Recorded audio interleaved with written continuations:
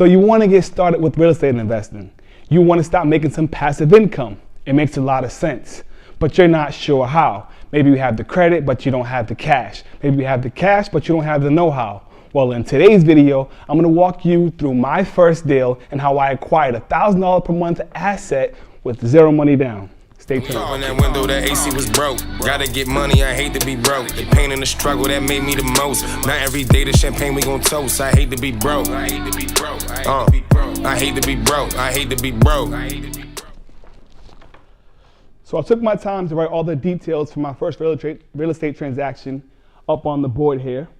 And I'm gonna go through this line item by line item so you can understand how I bought that property with zero money down, making $1,000 per month. I bought that property in Rhode Island in December 2016. It was a 3-unit building for $110,000. I utilized FHA financing, which is a government-backed program. It puts insurance against your mortgage payments and allows the buyer to utilize a low down payment of 3.5%. So 3.5% of $110,000 is $3,850. Subtracted from the original purchase price, I had a mortgage of $106,150 was my actual mortgage. Now again, if you watch my last video, I'll show you how to analyze the property. To find out this mortgage number is crucial. Next, when I bought that property, it was actually only making $2,200 a month in rent. The day that I closed, I increased the rents $200 through all 3 units. So one tenant, I raised the rent $50. The other tenant, I raised the rent $50, and the third tenant raised the rent $100. Total the new rent roll on that property to $2,400 per month. Now keep in mind, on this property, it was a residential mortgage. So with the residential mortgage, I elected to have my mortgage plus principal, plus interest, taxes and insurance all wrapped up into one. Now I was paying $1,100 a month. So that $1,100 a month covered the mortgage plus interest, taxes, and insurance. Going through the breakdown when you do my due diligence, the water bill, we looked up. I actually had the seller on that deal give me water bills the last 6 months. It's called the trailing 12 or the trailing 6. You want to get the actual old bills to figure out how much money you're going to be paying. You don't want to calculate these numbers and not have them accurate. So the due diligence part is saying, hey, listen, you told me that the average gas bill is around $200 a month. Show me the invoices. Show me the receipts for the last 6 months, and I'll take my averages out. Everything was true. So I had my mortgage, water, electric, and the average gas bill on that property was $200 a month. On that particular property, I actually paid the gas bill for all 3 tenants. Again, it was a fairly small building.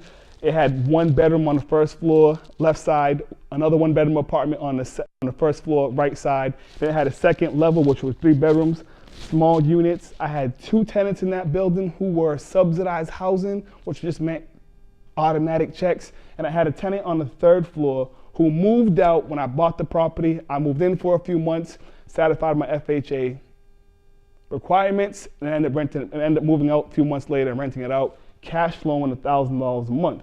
Again, $2,400 a month minus my $1,100 a month for my mortgage, taxes, and insurance, minus my water bill, minus my electric bill, minus my average gas bill. That means that property cash flowed $1,000 a month, $12,000 a year in my pocket just from owning it. Now, the reason why I love talking about my first deal was because I put no money down. So I felt like a genius when it all worked out. I had the know-how. At that point in time, I had the plan. I didn't know it was gonna work until it worked. The only money that I really forked up front was the $600 for the inspection, okay? But because of that inspection, I was actually able to go back at the seller and negotiate a $5,000 closing credit. Again, I got the inspection report, and I went through that inspection report with a magnifying glass, highlighting things and getting prices from contractors, quoting it all out. Ended up being about $5,000 in things that needed to be repaired that I could ask for to be repaired before closing. In actuality, I was able to get most of those repairs done myself over the few months of just going there and just fixing things and putting my own time and energy into it. That was required, but no money down, I'll take that.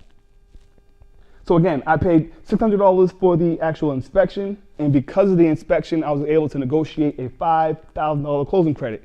So keep in mind, my down payment was only gonna be $3,850, plus about $1,200 for closing costs. So I needed to bring $5,000 to the table for my down payment and closing cost. At that point in time, I didn't even have the money, but I did know that I have a $5,000 closing credit coming towards me at closing from the seller. Here's what I did. I went straight to my fiance's father and I said, hey, listen, can I borrow $5,000 so I can purchase this property, and after closing, I'll give you back the money? He said, okay. So I borrowed $5,000 from my fiance's father, okay? I took it, put it in my pocket, went to the closing table, handed the bank the money for the down payment, signed the paperwork. When we left closing, talked to the seller, hey, that check, that $5,000 check that we negotiated for all the repairs needed done to the property, I'm looking for that. He gave me the $5,000. So that means I put zero money down to buy this property. But I did have to pay for this inspection, right? $600 for the inspection. We closed on this property on December 5th. And I remember this vividly because it was my first deal. He had two tenants in there who are subsidized housing. Subsidized housing, Section 8, usually doesn't pay late. So he had to give me a $1,000 prorated check from the rents collected on that month from December 5th. So I walked out of there with a $1,000 check. So when it all plays out, in actuality, I had to pay $600 for the inspection, but I got $1,000 back. So I walked out of the closing with $400 in my pocket and a new asset that's making $1,000 a month. I'm pretty sure that's called like an infinite ROI, return on investment, when I put no money down, actually got money to close, and have an asset making me $1,000 a month.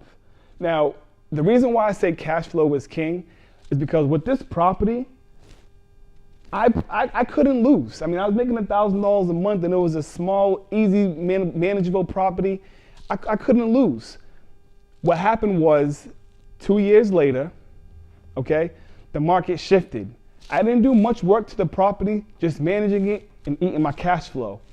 That property suddenly ended up being worth $170,000. If I didn't get started in real estate, if I didn't just do what I had to do and get started, that opportunity to sell that property for $170,000 when I only owed about $100,000 at that point in time would have never came.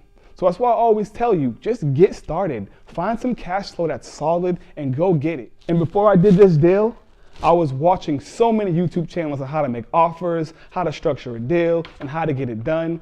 And pretty much I put a plan together and I followed it and it worked. And you can as well. So that concludes my first deal and how I got started.